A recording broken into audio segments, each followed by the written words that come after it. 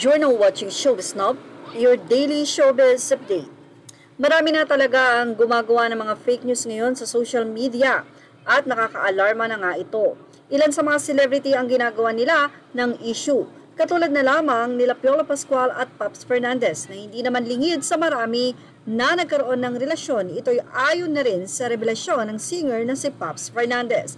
Pero ang ikinagulat nga ng ilang mga netizen, especially ang mga naniniwala dito, ay ang lumabas sa Facebook page na di umano ay may love child ang dalawa or anak, kung saan ay hinihingi na nga na dapat daw ay ilabas na ito ni Pops Fernandez. Well, pinabulaanan nga ito ng singer mula sa naging update ng Abante. Ito ay mula kay June Lalin. Pops nagsalita na tungkol sa inililihim daw na anak nila ni Piolo Pascual. Say nga ni June Lalin, nakakaloka nga daw talaga ang mga fake news peddler ha.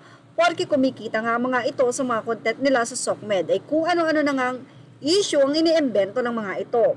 Ang mas nakakaloka pa nga daw ay marami nga ang naniniwala dito. Kapag binasa mo kasi ang comment section, ay mukhang talagang naniniwala sila.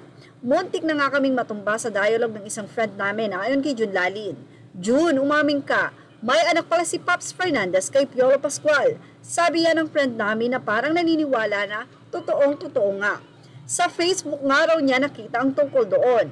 Siyempre, a big no ang sagot namin. Naku, never namang nawala ng matagal si Pops para isiping itinago niya ang kanyang pagbubuntis.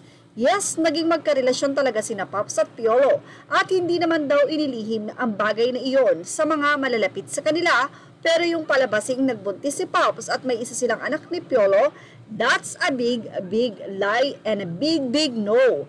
Nakakaloka talaga yan.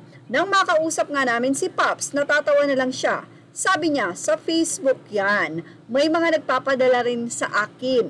Nagtatanong, hindi na lang ako nagsasalita pero fake news nga.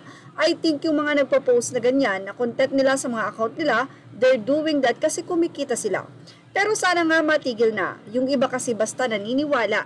Yan pa ang say ni Pops. So tigilan ng inventong istorya na may anak sina Pops at Piolo. No, yun na. So ayan nga po sa mga nagtatanong, kaya po ibinahagi natin yan dito sa ating channel, Showbiz Now. Lahat po ng mga nababalitaan nating fake news ay nililinaw po natin dito sa Showbiz Snap na ito po ay walang katotohanan. At sana maging mapagmatiyag nga ang mga viewers o mga netizen, lalong-lalo na kung mayroon sila kagad mababalitaan o makikita sa social media na ganitong mga balita. Well, yan na po, malinaw, walang anak sila Piolo Pascual at Pops Fernandez na itinatago. Ito po ay isang fake news, ayon kay Pops. Yan ang ating Showbiz Now update. Images are all credit to the rightful owners. Thank you for watching Showbiz Now.